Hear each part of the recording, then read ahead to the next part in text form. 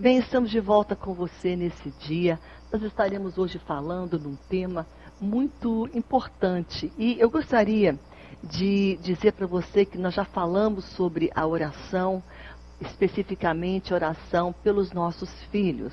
E este não vai ser o último programa que faremos concernente isso.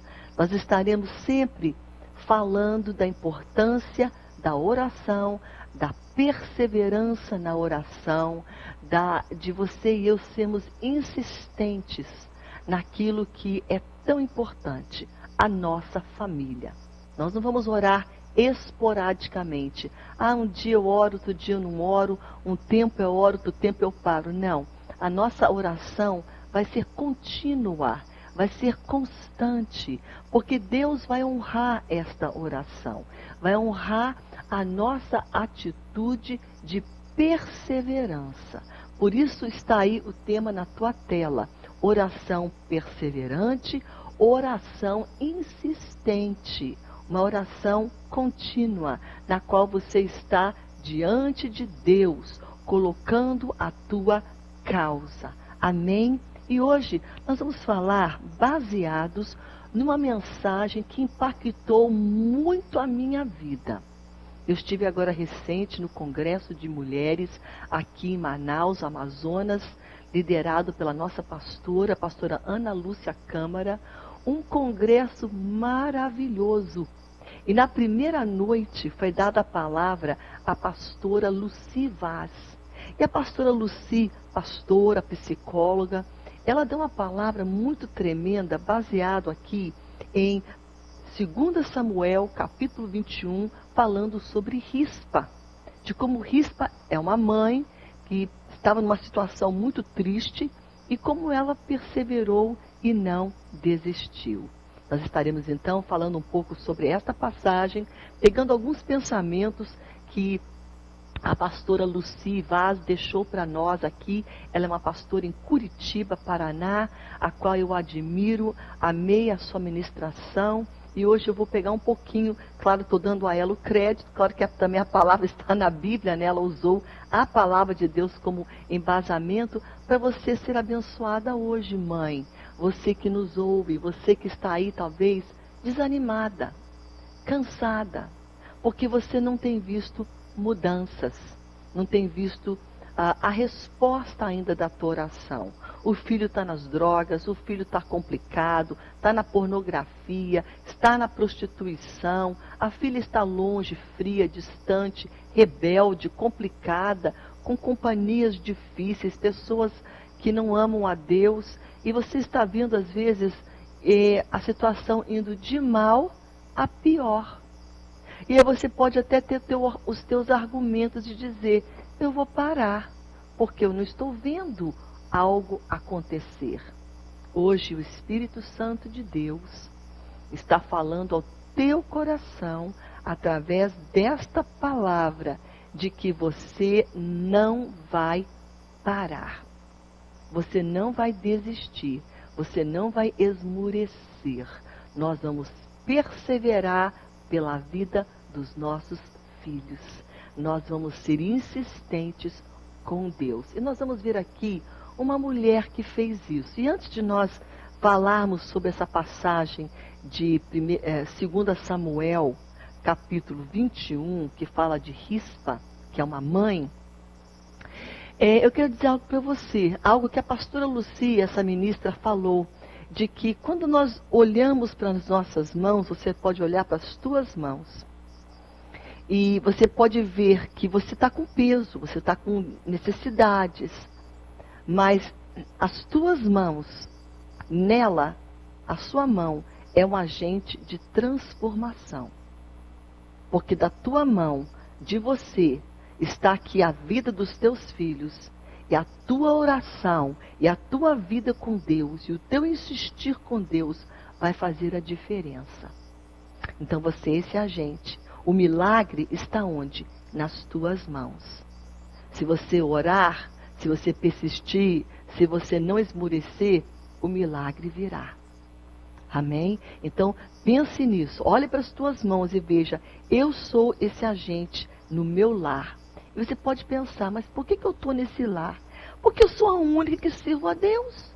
Só eu que oro, só eu que pelejo, só eu que vou para a igreja, só eu que estou aqui orando, buscando. Pois é, quero te dizer algo muito tremendo. Deus lhe colocou neste lar. Você não está aí por acaso, não. Nessa situação difícil, complicada, onde só parece que é você que conhece Deus, que serve, que ora. Deus lhe colocou justamente aí. Você não está no lugar errado, não. Deus permitiu você estar nessa casa. Você é uma representante dele. Você é uma profetisa dele, nesse caos que pode parecer o teu lar. Ele lhe colocou aí porque ele sabe que você vai fazer a diferença. Ele lhe colocou aí, nesse lar, que parece tão complicado, que ninguém está orando, ninguém está buscando, está todo mundo bebendo, com fumo, com vício, com longe de Deus, mas Deus lhe colocou aí, para você ser o agente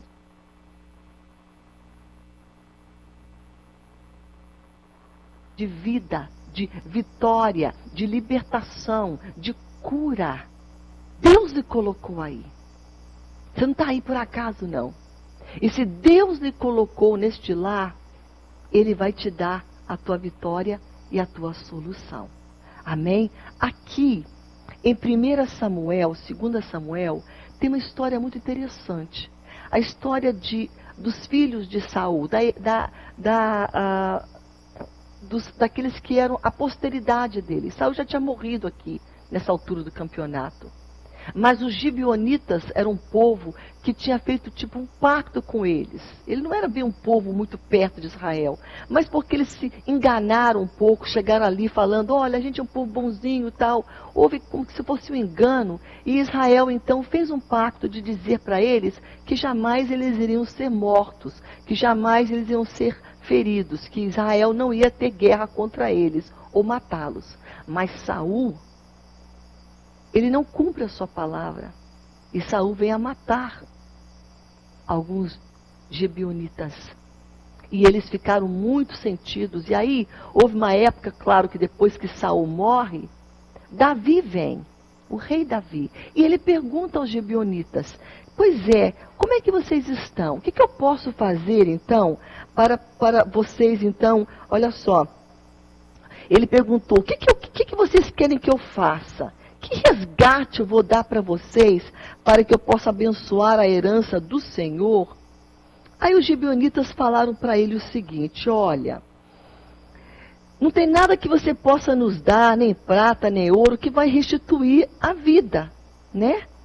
Mas dos teus filhos, nós queremos que você nos dê então da herança de Saul, porque foi Saul que matou os nossos. Deles, nós queremos 7 homens, 7 da posteridade de Saul, para que sejam enforcados, mortos, e aí então vai fazer justiça para nós. Estaremos satisfeitos. Daremos fim neste caso, nessa contenda, porque a nossa justiça vai se sentir feita, certo? Então, é isso que nós queremos, Davi. Nós queremos 7 homens. E foi então dado essa palavra e Davi cumpriu. E ele chamou então esses homens e eles foram amarrados e foram enforcados. Dentro desses 7 tinham 2 que eram filhos de Rispa. E Rispa era concubina de Saul. Então eram filhos de Saul. Era a herança dele, era a posteridade dele. Mas eles eram também queridos e amados filhos de uma mulher que amava, porque mãe ama os seus filhos. E eles então foram chamados, um dia ela estava lá com eles, feliz, com a família, e de repente foram tirados da mãe, do lar, enforcados e mortos. A Bíblia mostra o que Rispa faz. Olha só o que diz aqui no versículo 9, e entregou nas mãos dos gibeonitas, os quais enforcaram no monte perante o Senhor, caíram os 7 juntamente. Foram mortos nos dias da ceifa, nos primeiros dias do princípio da ceifa da cevada. Então Rispa, filha de Aiá, tomou um pano de saco e estendeu para si sobre uma penha, desde o princípio da ceifa, até sobre eles caiu água do céu. E não deixou que as aves do céu se aproximassem do corpo dos seus filhos, nem de dia e nem os animais do campo de noite. O que essa mulher fez? Ela ficou guardando ali, abanando, pegou um saco de pano e ela ficou ali espantando todos os abutres de dia. Imagina o cheiro, imagina a morte, já estavam mortos. Mas ela não desistiu. Ela ficou ali até que viesse a noite, e de noite vinham animais, abutres, frio. Era o final da cega, já estava chegando o frio, e ela ali, cuidando, velando e zelando. Vamos agora colocar isso para você, e vamos colocar, claro, essa história no sentido espiritual. Porque hoje, com certeza, os teus filhos, você não está abanando filhos que estão mortos. Você está orando por filhos que estão vivos. Mas a morte que veio no teu lar é a morte de algo muito importante. A morte espiritual. A frieza entrou na tua casa. A morte dos valores da palavra. A morte dos valores espirituais. Teus filhos estão mortos no pecado. Pode estar vivos andando pela casa, andando, saindo, trabalhando, mas há uma morte espiritual. Pode ser uma morte no teu casamento, pode ser uma morte nas tuas finanças, mas hoje estamos falando sobre filhos, então pode ser uma morte na vida do teu filho, nos relacionamentos que ele tem, o relacionamento que ele tem com Deus, na comunhão que ele tem com Deus, na vida que você criou ele para servir Deus e ele rompeu. É uma morte. E aqui mostra para nós que essa mãe, ela não deixou de abanar, de cuidar, de zelar, de estar ali presente. Hoje, você e eu podemos fazer a mesma coisa. A nossa oração vai fazer a diferença. Você não vai parar de orar. Tem morte, você vai continuar e falar: Senhor, eu desejo vida, eu desejo transformação, tira o mundo do coração dos meus filhos, tira o pecado, liberta, transforma, sabe, pega o teu lencinho e começa ali a orar, perseverar, não desistir, persista. E uma das coisas que eu achei interessante que a pastora Lucy falou, Rispa poderia ter culpado e falado: aquele bandido do Saul, por que ele foi lá e matou aquele pessoal? Porque agora os filhos inocentes estão pagando pelo erro do pai. O pai errou. E agora acharam alguém para colocar a culpa, vieram a herança dele, a herdade dele, a posteridade dele, que são os filhos, estão pagando pelo erro do pai. Então ela poderia ter colocado culpa e ficado com raiva e ficado com ódio, mas a Bíblia não fala isso. Fala que ela perseverou em cuidar daqueles corpos que já estavam mortos. E se hoje tem morte espiritual, morte de um sonho, morte espiritual de um filho que está longe de Deus, você não vai parar. Esse paninho representa, esse cilício, esse saco, oração. Oração, oração, oração. Eu vou orar, jejuar, buscar, vou pelejar. O meu filho não vai ficar desse jeito, não. Ele vai ressuscitar. Essa morte espiritual não vai ficar assim. Eu vou pelejar na oração, sem colocar culpa. Porque você pode estar pensando: poxa, se o filho do meu pai tivesse agido diferente, não bebesse tanto, ou não deixasse o nosso lar, deixou, acabou tudo, nos abandonou, não deu exemplo, foi errado, agora tudo é culpa dele. Ou você pode colocar a culpa em outra circunstância, em outra pessoa, ou até em você mesma. Não faça isso. Não ache alguém para colocar a culpa. Não é por aí que você vai resolver o problema e dar solução à vida do teu filho. Você vai olhar para Deus. E como esta mulher ficou ali abanando, orando, abanando, orando, abanando ali, né? Estava ali cuidando da vida daqueles filhos, para que os abutres de dia não pegassem os lobos e bichos, serpentes de noite, não comesse a carne deles. Você também vai começar a orar. E você vai orar sobre a vida dos teus filhos. E é isso que a gente vai fazer agora. Porque eu sei que tem muitas mães hoje me ouvindo, que estão desanimadas, que estão cansadas, que estão vendo nada acontecer. Você vai ver a vitória. Sabe por quê? Porque você vai continuar orando. Quem ora para Deus tem resposta. Mas o nosso problema é que a gente quer a resposta imediata, na hora que a gente quer. Deus tem um tempo, Deus tem a hora. O que eu e você vamos fazer? O que você e eu vamos fazer? Vamos continuar orando. Amém? Nós temos aqui alguns pedidos já que têm chegado. E nós vamos orar nesse momento junto com a Vanderleia, pelo seu filho Wellington. O Wellington está preso há 2 semanas. Que Deus venha libertar ele do vício, dos vícios. Tá certo, nós vamos orar para Jesus libertar ele da cadeia, mas antes de libertá-lo desse lugar, vamos orar que o Senhor venha libertar ele dos vícios, das drogas. Deus pode, Vanderleia. Sabe, às vezes as pessoas falam, eu estava escutando essa mensagem dessa pastora, quando ela está falando que a gente está ali, olha, sabe, abanando esse saquinho de silício, né? Lencinho de silício é a nossa oração. Oração pelos filhos. Pode ser um filho que esteja no estilo de vida homossexual. E ela falou, não tem problema, persevere.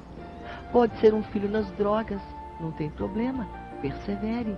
Você não vai libertar ele das drogas, mas Deus pode. Através do quê? Da tua oração. A Bíblia diz que não é por força, não é por violência. Não é você gritar, dar um tapa naquele menino e chacoalhar ele, e falar, e jogar tudo pro alto. Não funciona. Porque a Bíblia diz que não funciona. A Bíblia diz que não é por força, não é por violência, mas é pelo meu espírito, diz o Senhor dos exércitos. É Deus que age na vida do Wellington. Mas através do quê? Das tuas orações, Vanderleia. Persevere, mãe. Nós estaremos orando junto com você. Vamos orar com a Jussara. Ela está com pressão alta, não consegue dormir, nós vamos orar com você, mas o nosso foco hoje é pelos filhos, tá bom? Vamos orar por você também, minha irmã. Vamos orar aqui pela Socorro, pelo seu filho Diego. Tem problemas cardíacos há um mês. E pede pela saúde do seu filho. Vamos orar pelo Diego para Jesus curar ele. Deus pode, Socorro. Deus é fiel e Ele cura. Amém? Ele é o mesmo ontem, hoje e sempre será. A Olga pede pela neta Letícia, que é viciada em maconha. Seu marido Wilson é viciado em cigarro. Sua filha Luciana torceu o pé, né? E também pelo missionário Wellington. Vamos orar pela Luciana, pelo Wilson, que é viciado, e pela Letícia, que é viciada em maconha. Ela é como uma filha, ela é neta, então é filha já, né? 2 vezes, né? Filha da filha. Deus te abençoe, Olga. A gente vai estar orando por esta causa, orando pela Lucilete, pela vida da Cátia Valéria, que se encontra enferma, e Janderson, que está nas drogas. Vamos orar por esses 2 jovens e vamos orar também pela libertação da Neucinei e da Valdilene, que com certeza são filhos e que precisam de ser libertos. Valdilene e Neucinei. Amém. Vamos nesse momento levantar um clamor. Vamos pegar os nossos lencinhos de silício, não é? Faz de conta que eu tenho um lenço aqui na minha mão. Eu vou abanar, porque ele é a nossa oração. Oração persistente. Houve uma morte aqui, uma morte espiritual. Uma morte, digamos, de valores, de princípios. Que a mãe não ensina o filho a usar droga. Nenhuma mãe quer isso. Mas o mundo vem, os hábitos, as más companhias, e o filho acaba entrando nesse mundo. Nós vamos orar para que Deus venha tirar. Deus pode. Não subestime o poder de Deus. Deus é como você não, querida. Ele não é limitado. Ele pode acima daquilo que você está pedindo ou pensando. Amém? Pai, em nome de Jesus, nós colocamos diante de Ti agora, Senhor, estes pedidos, estas vidas. Nós oramos, Senhor, pela libertação do Neucinei, da Valdilene. Nós oramos neste momento pela Vanderleia, Senhor. Dá ela força para prosseguir, intercedendo e orando pelo seu filho Wellington. Senhor, venha libertar completamente, Pai. Nós oramos pela Cátia Valéria, Senhor. Oramos, Pai, pelo Janderson. Colocamos o Diego diante de Ti, Senhor. Colocamos a Letícia, Senhor, o Wilson, Senhor, a Luciana, Pai. São vidas que precisam de um toque, precisam de ser libertas, saradas, transformadas. Pai, nós oramos também pela Jassara, Senhor, para que Tu venhas dar vitória para ela nesse síndrome do pânico, do medo. Senhor, vem agora tocar na vida da Tua filha. Nós oramos por cada necessidade aqui representado, Senhor, em nome de Jesus, Pai, em nome de Jesus, Pai. Toca, Pai, faz um milagre, Senhor.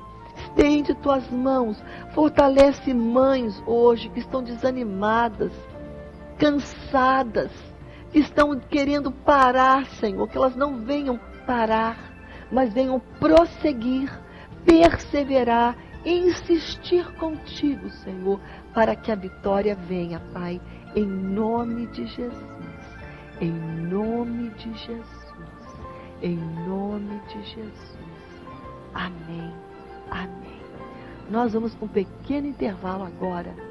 Nós vamos voltar orando com você no próximo bloco, tá bom? Vamos voltar em uma outra passagem. Vamos terminar esta de 2 Samuel, capítulo 21, e vamos depois para uma outra passagem que fala também de mãe que ora pelos seus filhos, porque é isso que você faz, mãe, e Deus está contigo. Nós vamos agora rapidinho, daqui a pouco mais nós voltamos com você.